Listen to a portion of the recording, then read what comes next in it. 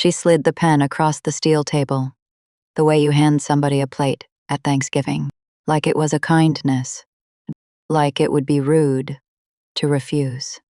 Sign the top one. You are the director of record. 9 years, no paycheck, not $1. Every time I asked to be put on payroll, my sister said the same 6 words, calm as a woman, reading a grocery list. Family doesn't send a bill. Here is what she did not know. I could see from where I was standing. The page underneath the top one already had my signature on it. I had never signed it. I had never seen it. My own handwriting was sitting there on a legal document. Like a stranger, wearing my coat, I walked out the back door that morning with $41 in my checking account, a brass key in my pocket, and my license, in a gold frame, under my arm. It was the only thing on that lobby wall that had my name on it in my own right. And I took it off the nail, and I carried it out to my car. Today, I read those documents for a living. I work for the state. I am the person they send when a funeral home's money does not add up, when the money families paid years in advance, so their kids would not have to pay for the funeral. Quietly stops being there. 11 months ago, a letter arrived at my apartment with my license number, printed at the top, and a list of 104 documents I had never touched. And I did the only thing I have ever been truly good at. I filled out the form correctly. My name is June Holloway. I am 36 years old. And if you have ever been the person your family calls at 3 in the morning and never once invites to dinner, stay with me. I need you to watch how this ends. Before I take you back, I want to tell you about the building, because you have driven past one. Holloway Memorial Chapel sits on the corner of Ash and 5th in Bellamy, Tennessee. White, brick, green, awning, a sign out front with our last name on it in gold letters that my great-grandfather paid for. My grandfather repainted, and my father waxed twice a year, with a cloth he kept in the glove box of his truck. 4 generations of Holloways buried the people of that town. I loved that building. I want to be honest about that, because otherwise, none of the rest of this makes sense. You do not stay somewhere 9 years without pay because you are stupid. You stay because you love something, and because the people you love have quietly taught you that love is a job you can be fired from. There were 2 Holloways on that building. One was a sign. One was a license in a gold frame in the lobby with my first name on it and a number underneath. Only one of those 2 things can be used to sign a legal document. It took me 32 years to understand which one they actually needed. If you have ever been the family's emergency contact and never their guest, do me a favor. Comment the word unpaid below. I want to see how many of us there are, because for a long time, I thought it was just me. And I have since learned that we could fill a stadium. So, let me take you back. 1 jump, all the way to the start of it, and then I promise you we will walk forward together, in order, and we will not jump again. 9 years before that morning, my father died. He was 61. He had a heart attack in the prep room of his own funeral home. At 4 in the afternoon, on a Wednesday, my sister found him. She was 35. I was 23, 4 hours away in Knoxville, 2 months into a job at an insurance office that paid me $11 an hour, which at the time felt like a fortune. Hear that number again, $11 an hour. It is the last money I would earn for 9 years.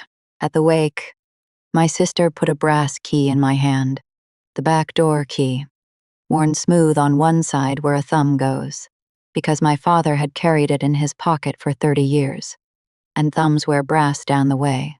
Water wears down stone. She closed my fingers around it. She said, "Just 6 weeks, June." until we can breathe. I want to be fair to her, so I will tell you the truth. She was crying when she said it. I do not think she was lying yet. 6 weeks was up in the middle of November. Nobody mentioned it. Neither did I. Now, walk forward with me. 6 years before that morning, I found out what I actually was to that building. It took a stranger to show me.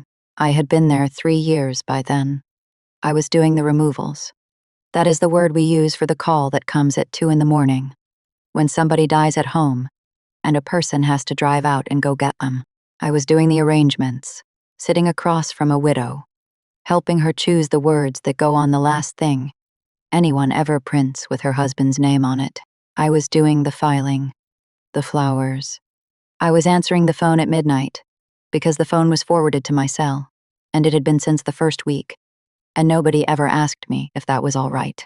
I was living in the apartment, over the chapel garage, rent-free. My sister always said, in a tone that made it sound like a raise.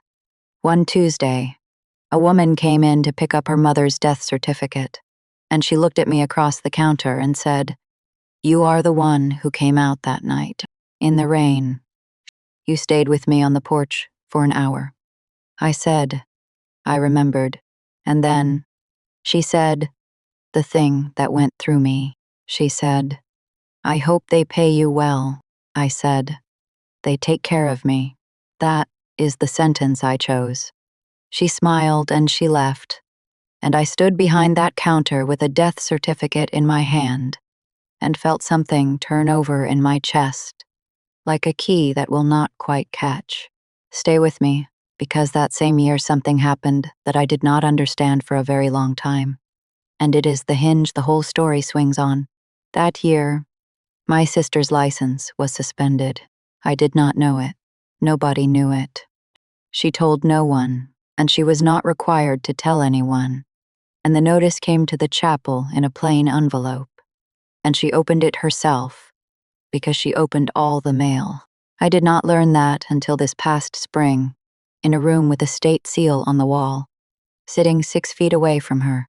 5 years before that morning, my family bought me a gift. They paid for my apprenticeship hours. They paid for my exam. They paid the fee, which was $320, and my mother wrote the check at the kitchen table and blew on the ink like a woman signing a birth certificate. I was 27 years old, and I cried in the car afterward. And I want to be clear that this is not the one time I cry in this story. That was a good cry.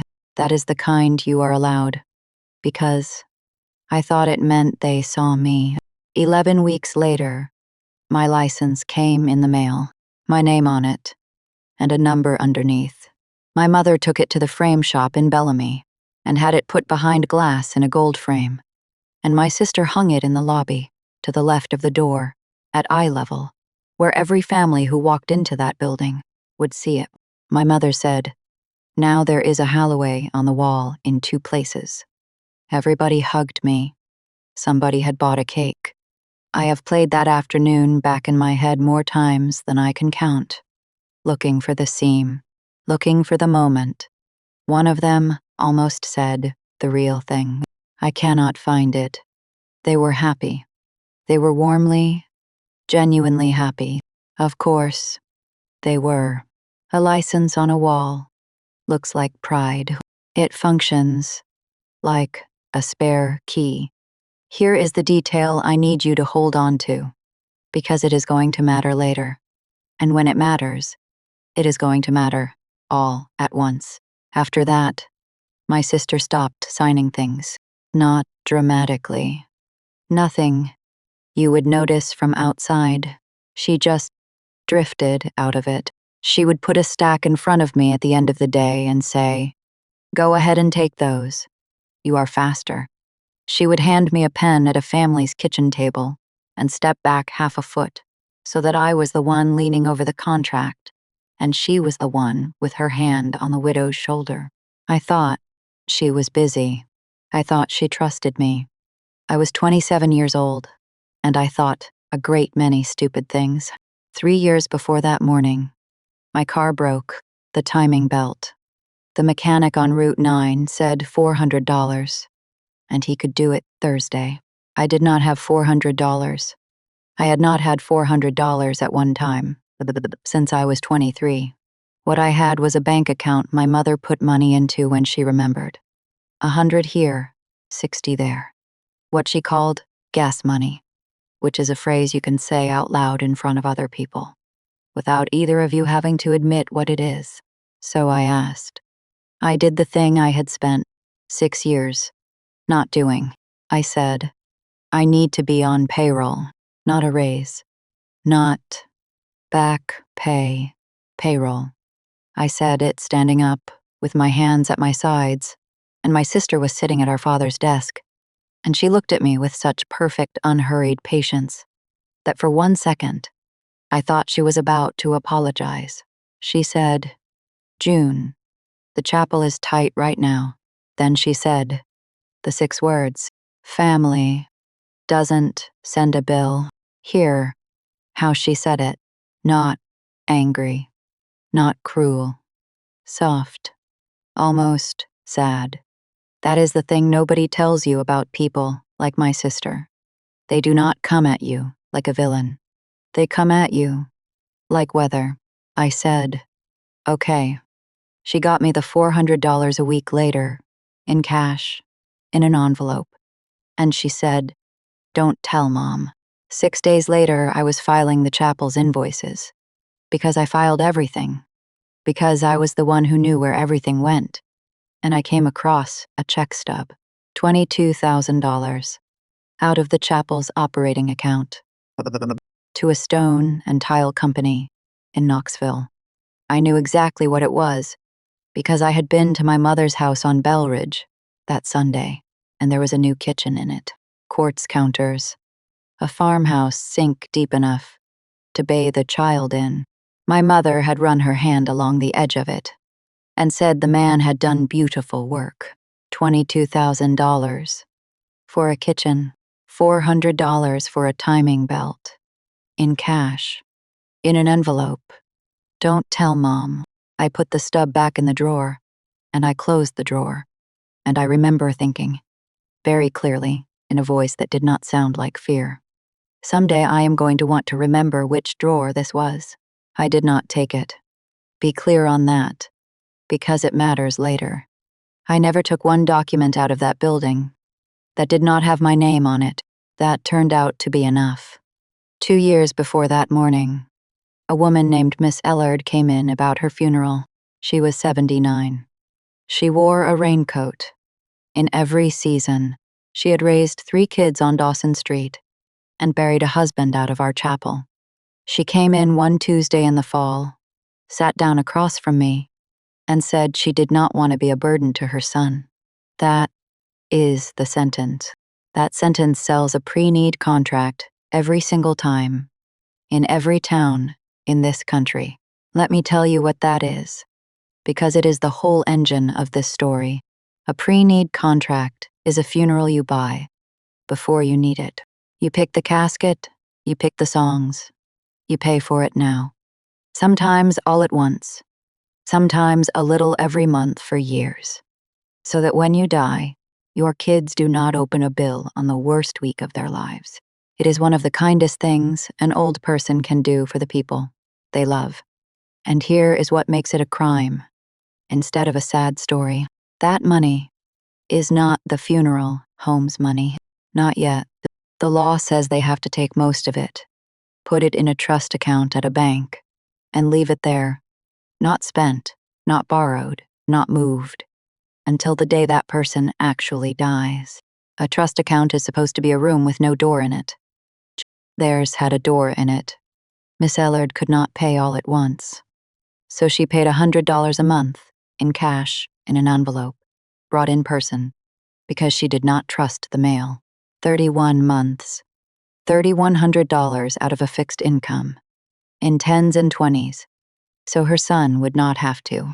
I wrote her a receipt every month. I was there to write one. I would walk her out to the sidewalk, and she would pat my arm and say the same thing. You are the good one. Remember her. She comes back. Now, we are at the morning. It was a Tuesday. In February, I had been up since 1 o'clock in the morning. A removal out on the county road. An old man who had died in his recliner with the television still going. And his wife who did not want us to take him until she had put his shoes on him. So, we waited. She put his shoes on him. It took 20 minutes. Because her hands were not working. I got back to the chapel at 4. I did the paperwork. I made coffee.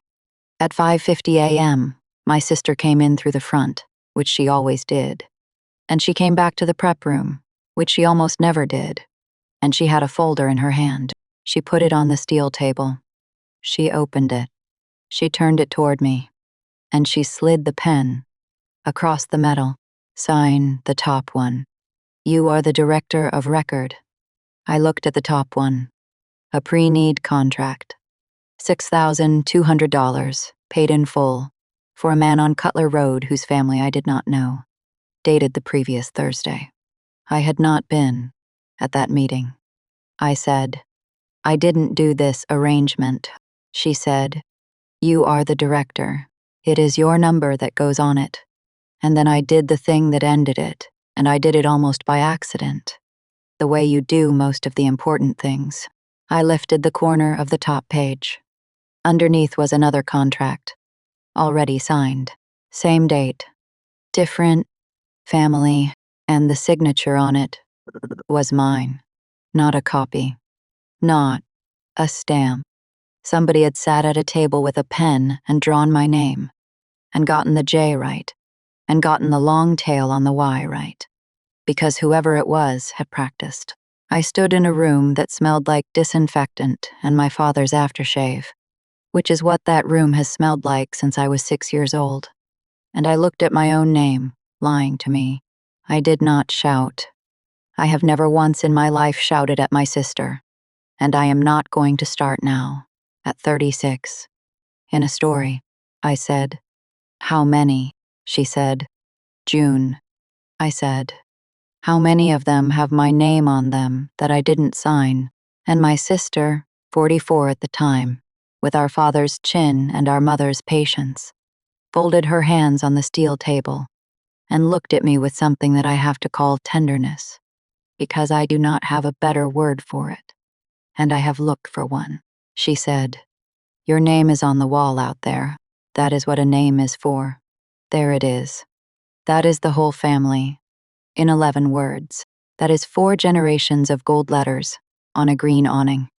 I did not answer her. I walked out of the prep room.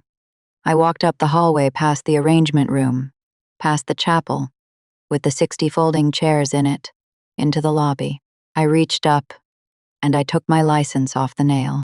Gold frame. Glass a little dusty at the top edge, where nobody had ever thought to clean it. My name, and a number underneath it. My sister came out into the lobby behind me.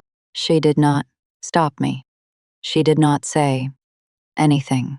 She did not stop me because she did not think it mattered. She thought the paper on the wall was the thing I was taking. I went out through the back door. The brass key was in my coat pocket, where it had been every day for 9 years. I did not leave it on the counter, and I want to be honest. That was not some clean instinct to give nothing back. I forgot I had it. It had been in my pocket so long. It had stopped being an object. I sat in my car in the gravel lot behind the chapel for 1 hour and 11 minutes. I did not cry. That is coming. And it is coming exactly once.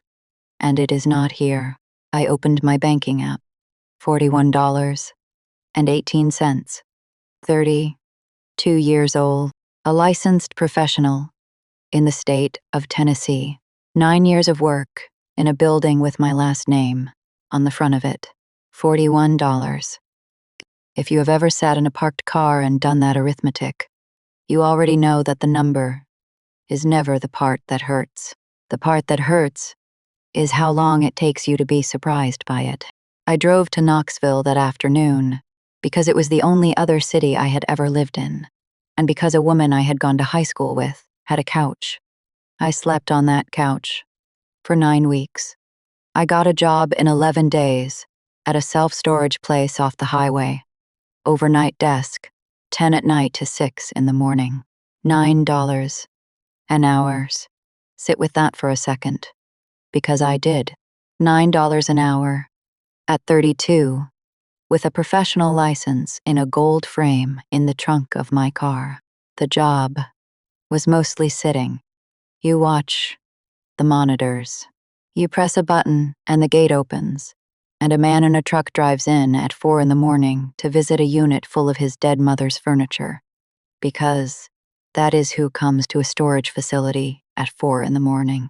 3 weeks in, on a Thursday, at 2 o'clock in the morning, I cried.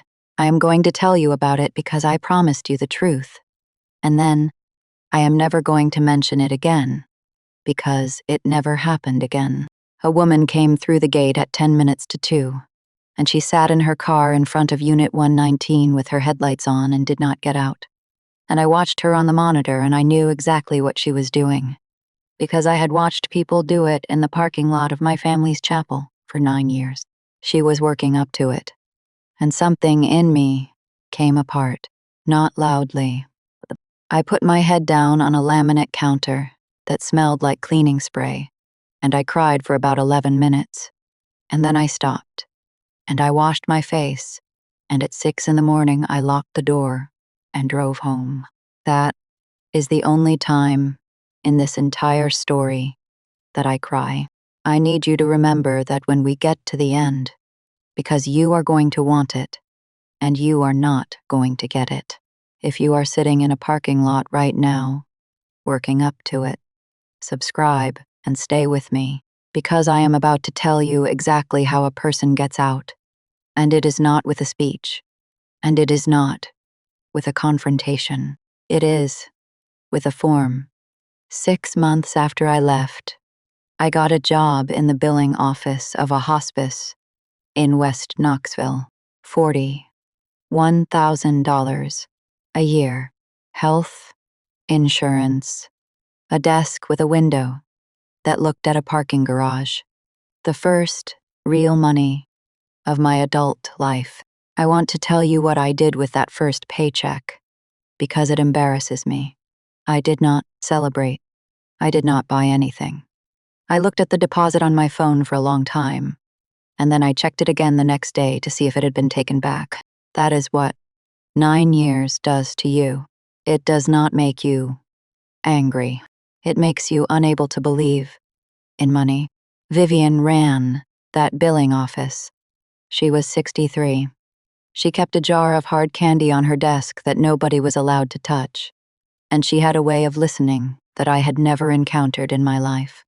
She did not fix. She did not advise. She did not say, "Have you tried?" She just went very still and let you talk until you ran out. And then she waited a little longer, because she knew that the thing you actually came to say was usually about 4 sentences past where you thought you would stop. I did not know it that first week, but the woman 2 desks over from me was going to say the one sentence I have carried in my chest every day since. It took me 4 months to tell her. I told her at 6 o'clock in the evening in an empty office, in pieces, badly, out of order.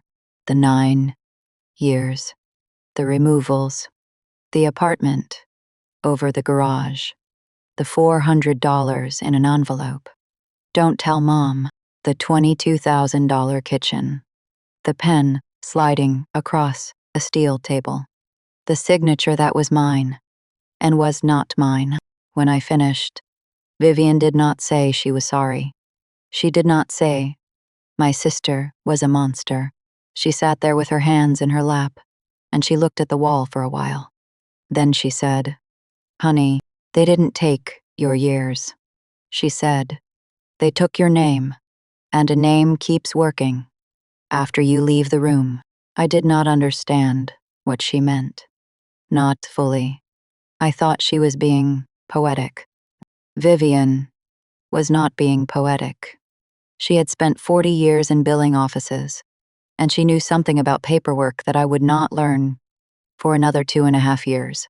Paper does not know you quit. Here is the part I'm going to move through quickly, because you already know I survived. And I would rather spend the words on what I became. Night classes at the community college on Division Street. Tuesdays and Thursdays. Accounting. Then more accounting. Then a certificate in fund and trust accounting that took me 20 months, which I paid for $800 at a time, and which I nearly quit twice, both times in the parking lot. I kept the hospice job. I kept my license current. I paid the renewal fee myself, every year, out of my own money, $110, which is a strange thing to do for a career you have left. I could not have told you why. I know. Why now? I know. I moved into a 1-bedroom on Sutherland, with a radiator, that made noise all winter. I bought a bed frame. I ate the same 4 meals, for 2 years. I did not speak to my sister. I did not speak to my mother. My mother texted me 9 times that first year. A photograph of the dogwood in the front yard. A note about a woman from church who had died. One that said, "We miss you at the table," which is the single most expensive sentence anyone has ever sent me. Not one of those 9 messages asked me why I left. I did not answer. And the license, that gold frame, my one souvenir, I did not hang it. It stayed in a cardboard box in my closet for the better part of 4 years. Face down, under a winter coat. I want to tell you, that was some kind of statement. It was not. I just could not look at it. 14 months before today, I got hired by the state. The unit is small. 11 people. We examine what funeral homes have done with the money living people paid in advance for their own funerals. We read trust statements. We read contracts.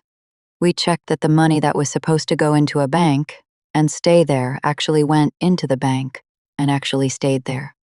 They hired me because I was the strangest thing on the applicant list. A licensed funeral director who could also read a trust ledger. I knew what a prep room smells like at 4 in the morning, and I knew how to run a reconciliation. There are not many of us. I applied 3 times. The first 2, I did not get an interview. On my first day, before I had a computer login, before I knew where the coffee was, I filled out a conflict of interest declaration. Standard form. Standard. Everybody does it. You list every establishment in the state you cannot touch. Anywhere you worked. Anywhere your family works. Anywhere your judgment could be called into question by somebody who wanted to call it into question. I wrote down Holloway Memorial Chapel, Ash and 5th, Bellamy, Tennessee. Reason: family member is the owner and operator. I signed it, I dated it, I handed it to my supervisor. She put it in a file, and neither of us thought about it again for a year. At that moment, I had no reason. I did not suspect a crime. I had a bad family and a signature I could not explain, and I was 35 years old and trying to build a life that could not be taken from me. I filled out that form because it was the rule. That piece of paper is the reason my sister's lawyer could not touch me. Write this down. The boring thing you do correctly, years before you need it, is the thing that saves you. Now, here is where it turns, and I need you with me, because this next part is the whole video. 11 months ago, our unit did a mailing. The legislature had passed a new rule the year before, after a funeral home in another part of the state collapsed, and took 400 families' prepaid funerals down with it. The rule was simple and overdue.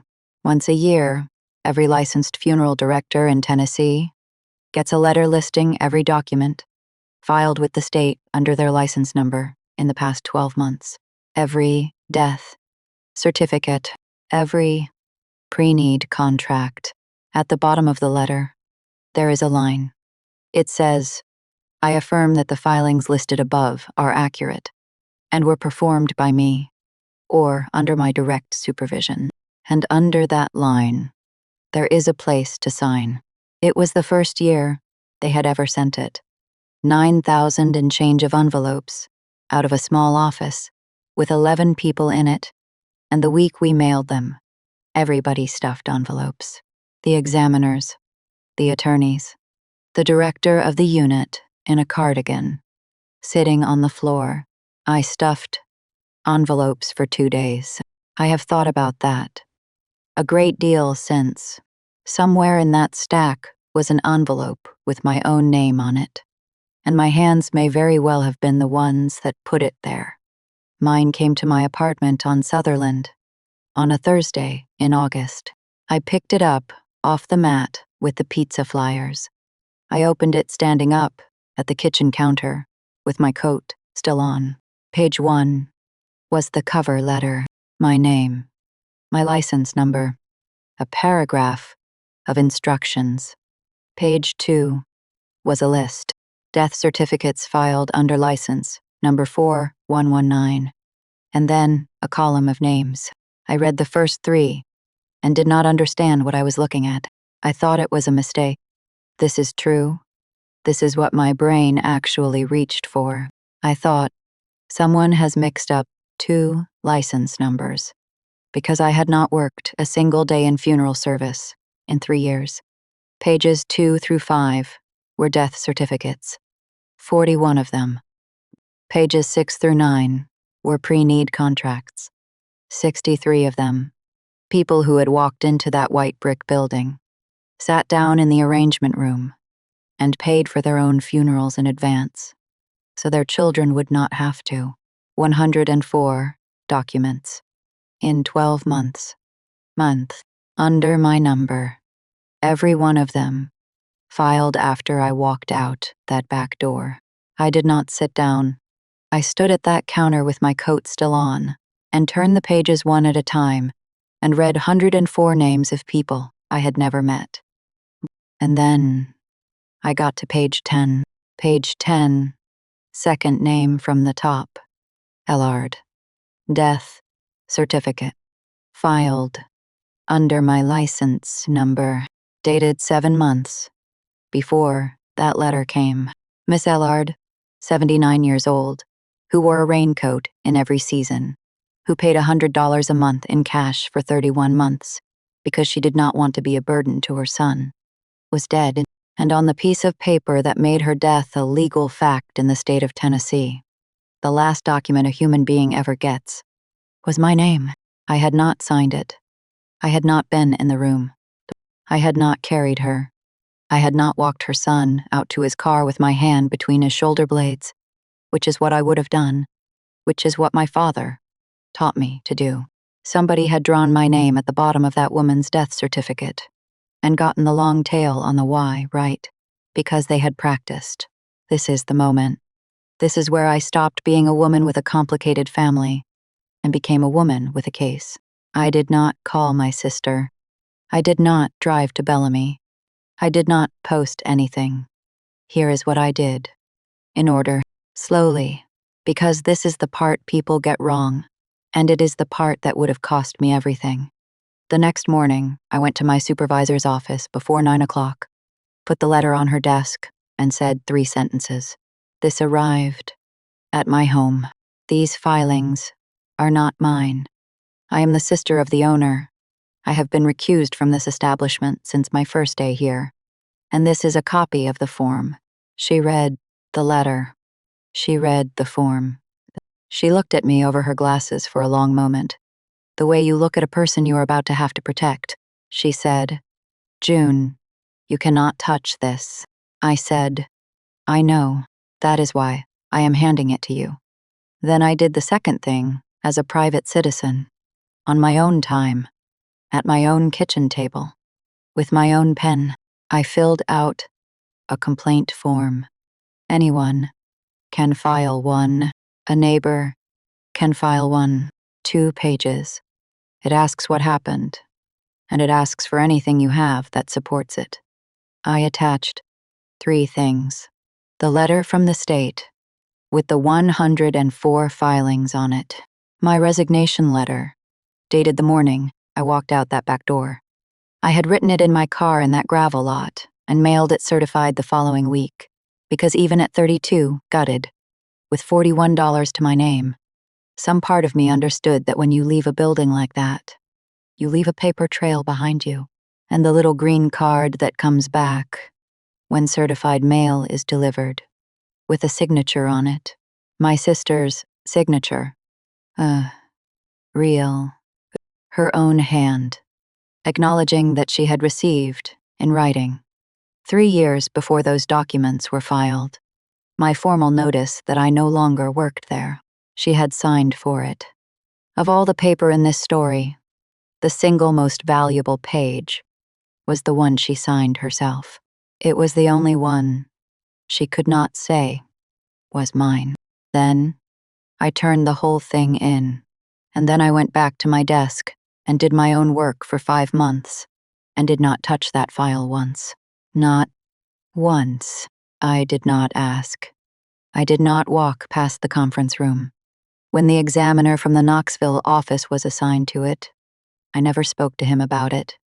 And when he passed me in the hall, he did not look at me, and I understood exactly why, and I was grateful. If I had touched that file, my sister's attorney would have had a defense. Personal, vendetta, improper access. The whole thing thrown out. Every family in Bellamy left with nothing, and my sister on the courthouse steps in a good coat, telling the town her poor sister had never been right since their father passed. I have spent my whole life doing the work and not getting the credit. It turns out that is an excellent skill for exactly one situation. 5 months later, in a hearing room on the 4th floor of a state office building, with a seal on the wall, and 11 members of the licensing board sitting in a row, I found out what my family had actually done. I found out at the same time as everybody else in that room, which is exactly how I wanted it, and exactly how it had to be. My sister sat at a table on the left, with an attorney in a gray suit. She was wearing the navy dress she wore to funerals. She had done her hair. I sat in the 3rd row with my hands in my lap, because I was a witness, and witnesses sit where they are told. The examiner from the Knoxville office stood up and read his findings out loud. Flat voice. No adjectives. It took him 19 minutes. Here is what was in it. Over 11 years, Holloway Memorial Chapel had sold 214 pre-need funeral contracts. 214 people, most of them over 70, nearly all of them from Bellamy and the county around it, who had paid in advance, so their children would not have to. The average contract was about $3,200. The total the chapel had taken in was $684,800. Every dollar of that money was supposed to be sitting in a trust account at a bank, untouched, waiting. The examiner then read the balance of the trust account, as of the date of his audit. $11,400, $684,800 in, $11,400 still there. That is not an accounting error. That is not a bad year. That is 214 people who thought they had bought their own funeral and who had bought a kitchen. Then the examiner turned a page and read the second finding. And this is the one that took the floor out from under me. My sister's funeral director's license had been suspended, not last year, not during the audit, 6 years before the morning I walked out that back door. 10 years ago, my sister lost the right to sign a single legal document in the funeral profession. In the state of Tennessee, she never told our mother. She never told the staff. She never told me. And within a year of the day she quietly lost her name, my family sat me down at a kitchen table and paid $320 for my exam fee. And my mother blew on the ink, and everybody hugged me, and somebody bought a cake. I sat in the 3rd row of that hearing room and finally understood what I had been given. They did not give me a career. They gave me a signature because theirs had stopped working. Every stack of paper my sister slid across a desk with "You are faster." Every pen she handed to a widow before stepping back half a foot, so that I was the one leaning in. None of that was laziness, and none of it was trust. It was a woman with a suspended license, using her little sister's hand for 9 years, and they framed it in gold. They hung it at eye level, where every family in that town could see it, and my mother said, "Now there is a Holloway on the wall." In 2 places, I have never in my life felt anything as cold as I felt in that chair. Then they called me to testify. Let me tell you what I did not do, because you already know what you were expecting. I did not cry. I did not raise my voice. I did not look at my sister. Not once. Not for 1 second. From the moment I stood up to the moment I sat down. I did not tell that board that she was cruel, or that my mother was cold, or that I had given 9 years to a building that never once put me on a payroll. None of that is evidence. All of it is just a woman being sad in public, and I had been that for long enough. I stated 7 facts. I had numbered them the night before, at my kitchen table, on an index card, and I read them off the card in order. 1.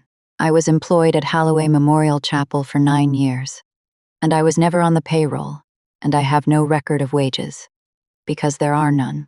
2.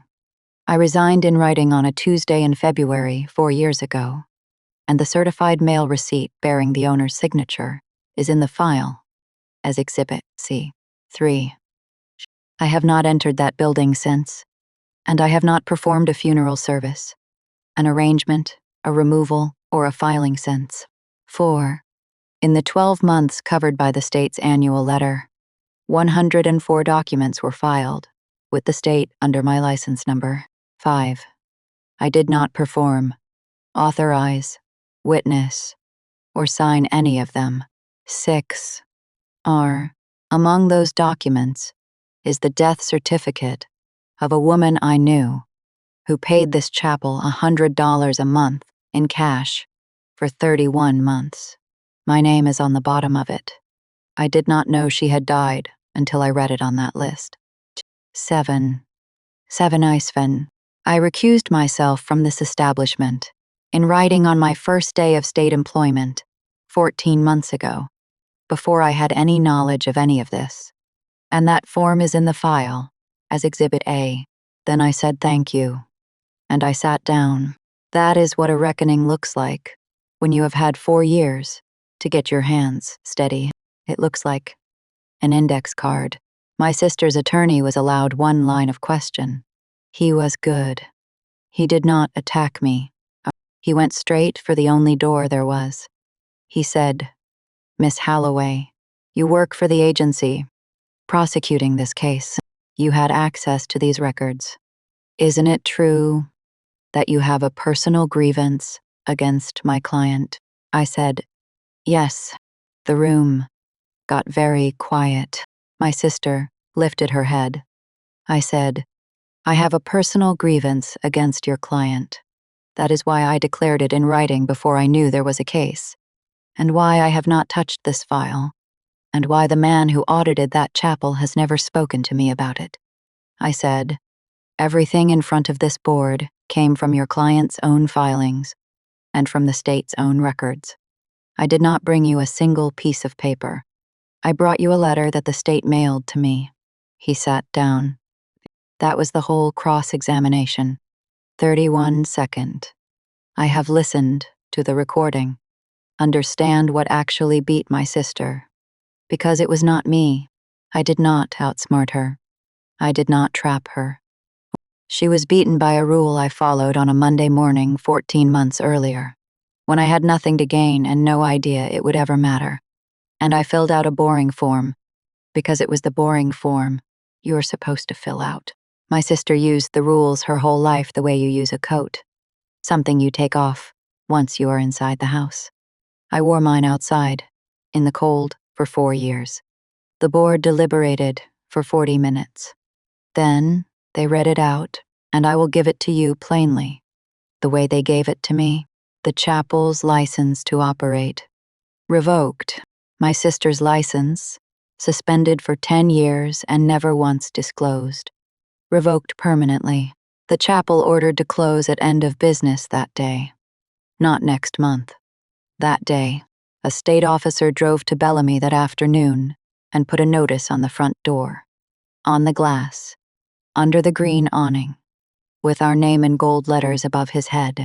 Restitution, $684,800, plus penalties and interest, owed 214 families. And the whole file referred to the district attorney for the criminal part, which is not my agency's business, and which is still going. Then there was one more paragraph, 3 sentences long, and it is the most valuable thing I own. The board found, in writing, on the record, that the licensee whose credential number appeared on those 104 filings did not perform the services, did not authorize the use of her credential, and bears no responsibility for any of it. They gave me my name back on paper. 9 years of work, and the only thing that building ever actually gave me was a document saying I had not done the things it said I did. I saw my sister afterward in the elevator lobby, because we were both waiting, and there is no dignified way to leave a 4th floor. She said, "My name." Then she said, "Do you have any idea what you have done to this family?" Not a denial, not an apology, not one word about 214 people, not one word about Miss Ellard. I looked at her, 48 years old, in the navy dress she wore to funerals, standing under a fluorescent light in a state office building. I said one sentence, and then I took the stairs. I said, "You did that. I just filled out the form." Downstairs, a man was waiting near the door, with his hat in his hands. He had a jaw I recognized and could not place until he told me his name. And then I could, because I had seen that jaw on a 79-year-old woman in a raincoat, Miss Ellard's son. He told me his mother had died in a hospital in Knoxville, and that when he went to Holloway Memorial to bury her, my sister had sat across from him in the arrangement room, with her hand on his shoulder, and told him there was no record of any prepayment. That his mother must have been confused, that she was elderly, and it happened.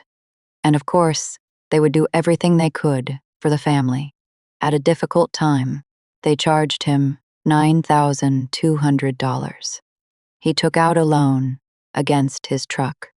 His mother had walked that money in herself, in envelopes, because she did not trust the mail. She died, believing she had spared him. He buried her believing she had been confused. He shook my hand, and he said 4 words. "She talked about you." Then he put his hat on and went out through the glass doors into the parking lot. If you have ever had someone take something from you that could not be counted in dollars, and then had to sit there and listen to other people call it a paperwork issue, you already know what I did with my face in that lobby. Nothing at all. I would like to tell you. My family took it quietly. Over the next 11 weeks, my sister called me 9 times. I did not answer once.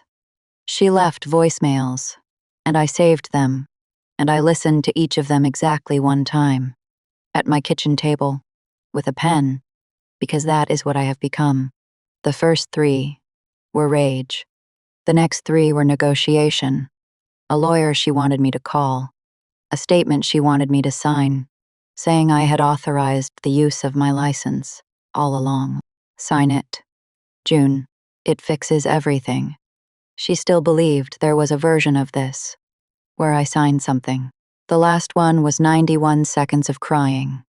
And then, at the very end, in a voice I have known since I was born, she said the 6 words, "Family doesn't send a bill." My mother sent 1 email, 4 paragraphs. I had destroyed 4 generations. My father would be ashamed. The town was talking. Why, whatever I thought I had been owed, this was not the way, and a real daughter would have come to them first. No apology, not even a question, 4 paragraphs, and not one sentence, asking me what it had been like. I read it twice. I answered with one line. I wrote, I came to you first for 9 years. Then I blocked the address, and I made dinner, and I ate it. 3 weeks later, my sister came to Knoxville. She stood in the lobby of my building on Sutherland at 9 at night and pressed my number on the panel, and I stood in my kitchen in my socks and looked at my sister's face on a 4-inch screen. For about a minute and a half, she looked cold. It was still winter. I did not let her in, and I will be honest with you, because I said I would be. That was the hardest thing I did in this entire story. Not the letter, not the form, not the hearing, standing in my own kitchen and not opening a door. The house on Bell Ridge, sold in the spring. It went for $290,000, and every cent went into the restitution account. My mother moved into a 2-bedroom rental on the other side of town, and I am told she took the kitchen sink with her. The farmhouse sink, the one deep enough to bathe a child in. She had a contractor pull it out of the counter, and she took it. $22,000 of other people's funerals went into that kitchen.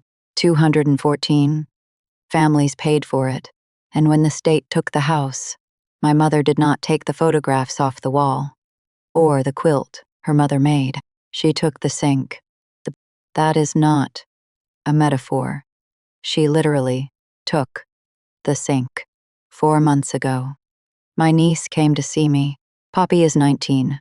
She is my sister's daughter. She was 10 when I was doing removals at 2 in the morning, and she used to sit on the chapel stairs in her pajamas and watch me carry flowers. She did not call ahead. She drove up from Bellamy in a car with a bad muffler, stood outside my building, and texted me a photograph of the door, which is the most 19-year-old thing that has ever happened to me. We sat in my kitchen. I made her tea. She did not drink it. She did not defend her mother. She did not ask me to take anything back. She sat there with her hands around a mug and asked me exactly one question. She said, "Did they ever pay you?" "Ever." I said, "No." And my niece nodded slowly, like a person confirming a thing she has known for a long time and never once been allowed to say out loud. And she said, "I know." She said, "I used to see you come in the back. Nobody in my family has ever said anything to me that hurt like that. And nobody in my family has ever said anything to me that helped like that." And it was the same 7 words. She is in her 2nd year at the community college in Knoxville. She is studying accounting. She did not tell me why, and I did not ask. She calls me on Sundays. Now, that is what I got. That is the whole family I have left. 1 phone call a week from a 19-year-old. With a bad muffler. I will take it. I would take it again. Last month, a bill arrived at what used to be my mother's address on Belridge and got forwarded to the rental. And my niece told me about it because my niece tells me things now. $684,800, plus penalties, plus interest, payable to the state of Tennessee, in trust, for 214 families. My sister was right. Her entire life. Family doesn't send a bill. The state does. I want to tell you about 2 pieces of brass, and then I will let you go. The first is the key to the back door of Halloway Memorial Chapel. My father carried it for 30 years. My sister put it in my hand at his wake, closed my fingers around it, and said 6 weeks. I kept it on my ring for 4 years after I left. I never once used it. Understand what that key actually was.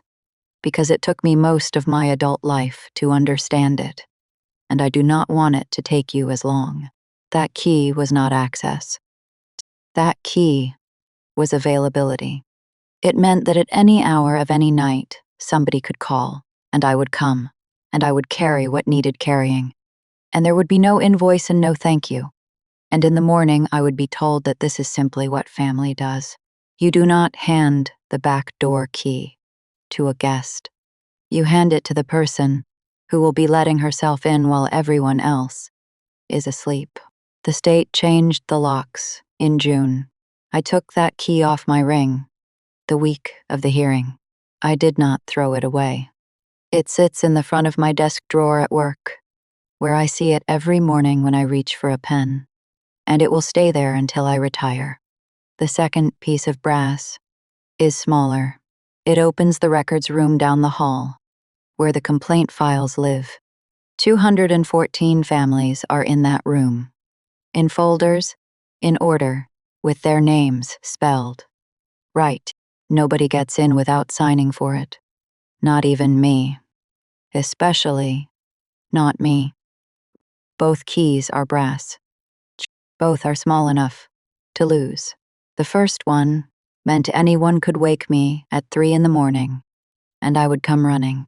The second one means nobody can touch what somebody else worked for. Only one of them was ever mine. The license came out of the box last spring.